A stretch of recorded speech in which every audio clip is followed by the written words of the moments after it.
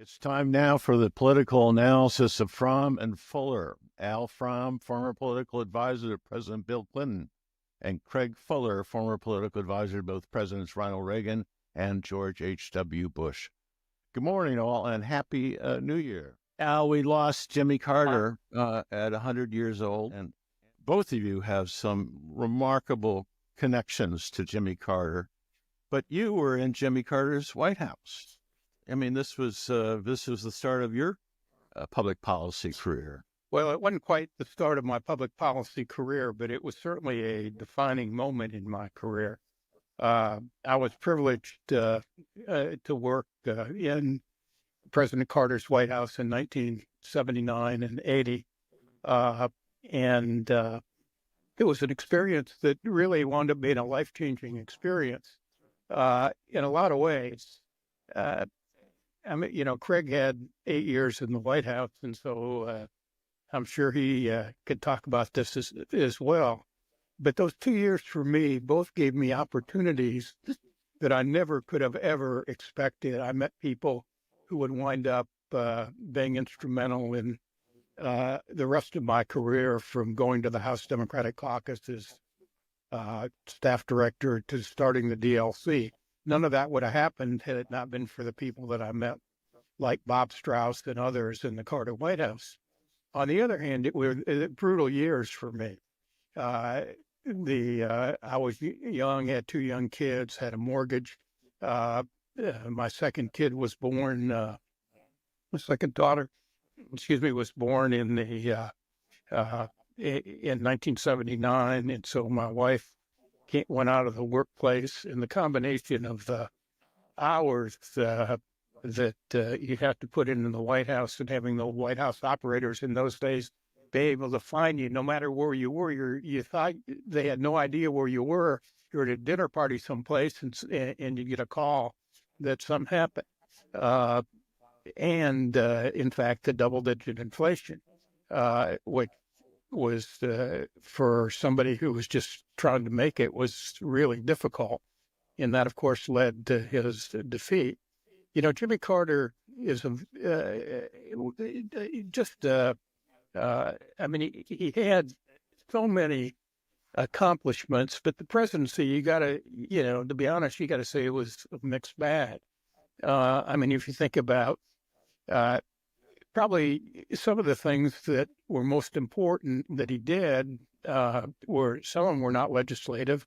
Some of them don't get the attention they deserve. His position. Remember, he was a Southern governor, and his position on civil rights in the 70s was really important in changing attitudes in this country. His position on human rights. I think President-elect Trump wants to undo one of his accomplishments, which was to cede the Panama Canal to Panama with the Panama Canal Treaty. We all know about the peace accords in the Middle East. The Egyptian-Israeli peace is still holding. People may not understand that one of the reasons air traffic is available to so many people is because of Carter's deregulation of the airlines. He also deregulated the railroads. He was a reformer. He came up here with the idea of zero-based budgeting, which was to basically say we're gonna start over with the budget. I think he found that Washington it was a little difficult to do that. Elon Musk, I think, will find the same problem. But he also did a lot of reforms. He created FEMA, the Emergency Management Administration. I was on the Hill for a good part of that, in my subcommittee handled that reorganization. He also created the Departments of Education and Energy. While inflation was clearly the tantamount economic issue, he also had, I think, the highest number of jobs created of any presidency to that time, and had high economic growth. And the other thing that Craig will appreciate, he began the Reagan defense buildup.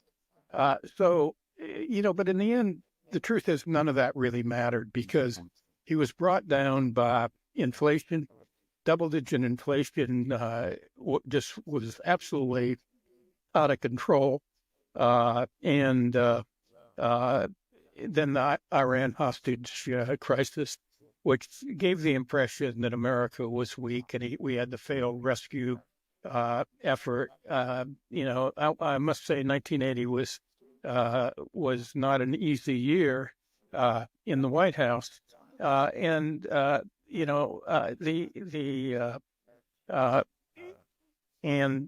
cost of for the Democratic Party, in a sense, was to lose that advantage that it had had almost since 1932 on the economy and also on national security coming out of World War II.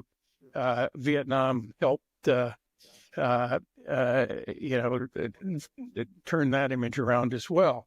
But, in the 1980s, we then suffered the three worst losses that we ever had. So politically, the presidency was not a success. I could go, Carter came as an outsider and he accomplished a lot. But in the end, he could almost say Washington got him. Yeah. Craig, it goes without saying that you are the reason that your team are the reason that Jimmy Carter did not have a second term. What are your thoughts? Well, first I have to share one short story, which probably will surprise my friend Al. But in 1976, I found myself working with the chairman of a large California insurance company, and he's a Democrat, and he was quite anxious to meet Jimmy Carter, who was campaigning throughout the country, and I happened to have a good friend who was working on that campaign, so I called him. He said, "Sure, we can make it happen." And so a few weeks later, we found ourselves going to the hotel where Governor Carter was, and my friend ushers me through the door and says, "Governor, this is my good friend," at which Jimmy Carter said, "Walter, it's so good to meet you." And I suddenly realized that the CEO was behind me, and they hadn't really explained to Jimmy Carter what the CEO looked like. So I thought, well, that could be the end of my career right there. But fortunately, we just laughed about it. And we had, but the real point of the story is that we sat and had a wonderful conversation with this incredibly decent person who was seeking the presidency. And, it's a very competitive activity to engage in, but he was gracious. He took time, he listened, and I came away thinking, this is a pretty formidable candidate, and if ever elected president, would be pretty formidable. And Al went through a number of the key highlights and key points of his record. I really think one of the things that I find myself reflecting on with his passing is that he was a president who did big things. He filled the role, even though he gets criticism, he did some very big things. The peace accord, when you think of all of the administrations that have stumbled and fumbled with the Middle East policy, here's something that, as Al said, got accomplished between Israel and Egypt, and it's lasted. And that's no small thing.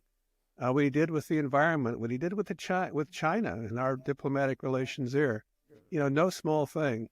I think, ironically, the plight was as much like we just experienced, where in spite of the big things that were done, the two real issues, inflation and the economy, were just devastating to his reelection chances. And then there was the hostage rescue attempt. And I remember was flying my small plane from Los Angeles to Sacramento for meetings, and I had the news on, and I heard about the incident, and I thought, this is just a defining moment of his presidency that is probably makes it almost impossible for him to be successful going forward. And of course, at that point, former Governor Reagan was a client of the firm I was in, and in 1980, and was mounting this campaign. And Reagan's chances were not huge at that point, but after that, after that those helicopters that crashed in the desert almost were a metaphor for the challenges that President Carter faced. I think also you have to reflect on the fact that here's an individual who, after being in the highest office in our land, went out and did so many good and positive things for the country and for people, not just in this country but around the world, and that's pretty remarkable. So remarkable life, and yes, it was a tough campaign in 1980, but it was the set of circumstances that made his reelection very difficult, and gave President Reagan the opportunity to come in and serve 2 terms as president. You know, Craig mentioned the Iran rescue mission.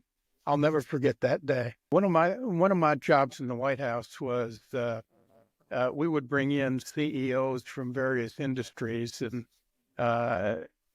for meetings with the economic team, and we'd do it in the Roosevelt room of the White House, and President Carter would step across the hall from the Oval Office into the Roosevelt room and would do jawboning. And my job, since I was in charge of putting those meetings together, when he came in, I'd go over, make sure he had all these briefing.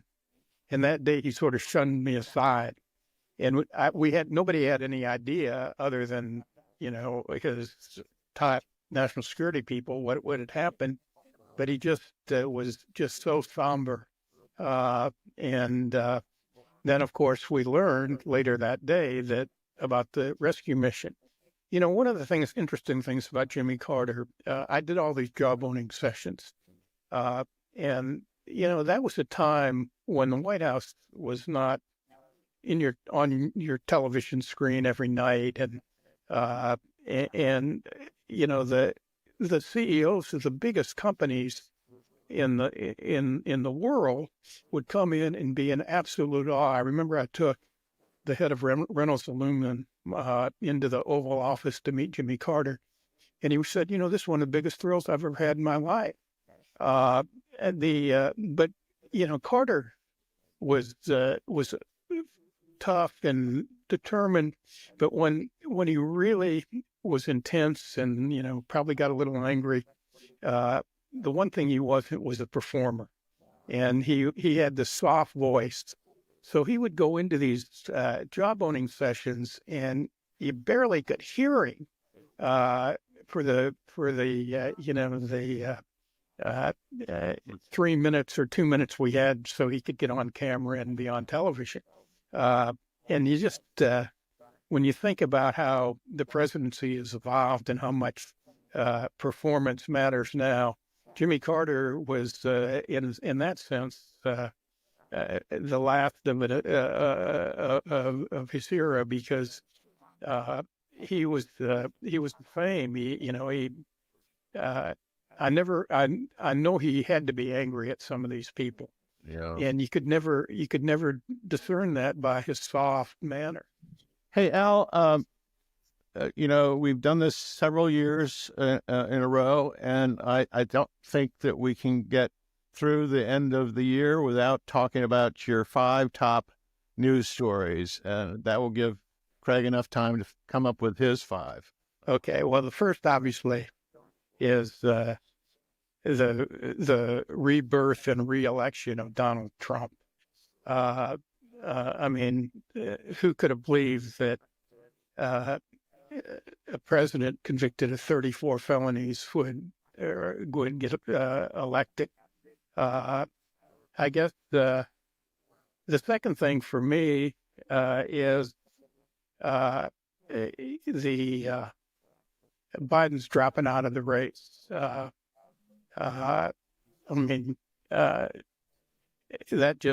was an earth-shattering moment in this presidential campaign. I'm going to give you 4, actually. The third that was the weather this year, the hurricanes, the wildfires.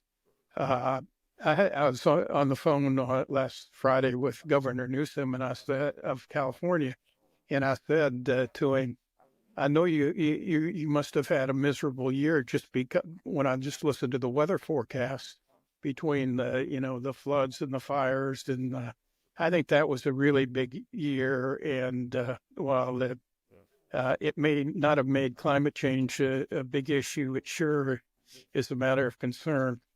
And the fourth one I'd like to say is the really recasting of the Middle East.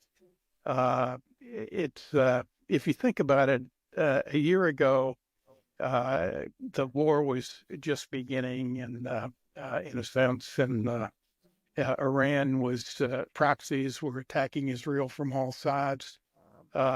In the last year, things have really reversed, and I'm not a big fan of Prime Minister Netanyahu, but I think the Israeli resolve and the willingness to, which I think actually was a matter of self-defense, because when you're over there and you realize how small that country is, and having the incoming attack from all sides, and the rockets and the air raid sirens going off at every hour of the day.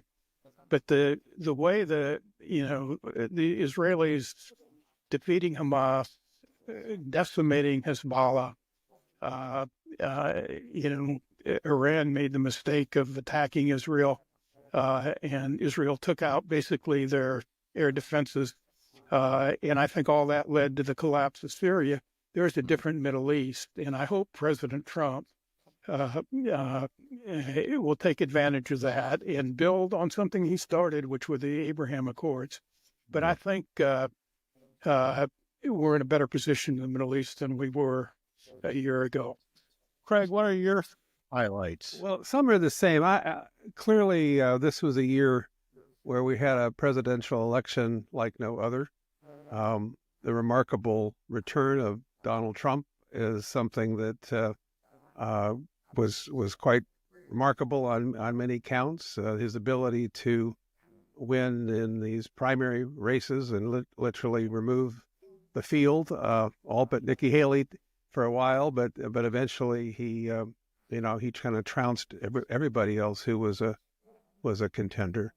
Biden's dropping out, and Kamala Harris as a candidate emerging so late in the game, and yet actually conducting a fairly strong campaign against difficult circumstances with the economy. I think, though, the presidential story for me, the presidential campaign story is sort of the top of my list. The other political thing I would cite is also the election of Speaker Johnson. Johnson was not somebody that you would necessarily think would be a strong and effective speaker, but given the circumstances that he's faced, his ability to weather the storms that he's had to maneuver through, with the Democrats in control of the Senate and a narrow margin in the House, I think that's a significant story. And I heard today a Republican with whom he's had some differences, but she was making the comment that he's a decent person. People like him. He's somebody we can work with. I don't always agree with him, but if we're going to get something done, we have to have somebody who can get enough votes so that we can pass legislation in the Senate, where oftentimes 60 votes are required, and that's going to require Democrats. So I thought that coming out of this year, Johnson has actually been perhaps a stronger force than he sometimes gets credit for. We'll see whether this week he gets reelected. Yeah. I totally agree with the sort of the recasting of what's happening in the Middle East. I agree with what Al said there, but there are two other things that to me are major stories, and one of them is the relationship that the American people have with the media, and how it seems so fundamentally different. It may be in good ways. I mean, maybe people are reaching out to more sources of information. But the thing that worries me is the percentage of people who are just tuning out completely, that are actually surprised to learn what some of Trump's policies are, even though they supported him, because they simply ignore the news. They don't trust the major media organizations. The cable news numbers are in sharp decline. because people are just tired of listening to the news. And, I think that what we require in this country is an informed electorate. And somehow we need to figure out a way to bring back a more interest in public affairs, public policy issues, and find conduits that people can relate to. But I think the media is in a serious situation, and I know they're searching for what the answers are, but I don't think it's making it more entertaining, which is the way some of them tend to go. Yeah. The last one I would mention is, I don't know whether the impact is going to be as great as some people think, but I think the speed with which artificial intelligence, AI, is seeping into virtually every segment of our society is a remarkable thing. And this year it just seems to have exploded. And in good ways, some of the work in healthcare is just remarkable. Some of the promise that's shown there is remarkable. The efficiencies that it's bringing in all kinds of commercial activity is remarkable. But it's clearly not coming without certain kinds of challenges. But this is a year where it seems to me it advanced in a much more rapid way than we've seen in the past. And I think that's a big story for the year. Well, we have to leave it there. Al Fromm, Craig Fuller, thank you so much indeed. We will see you next week.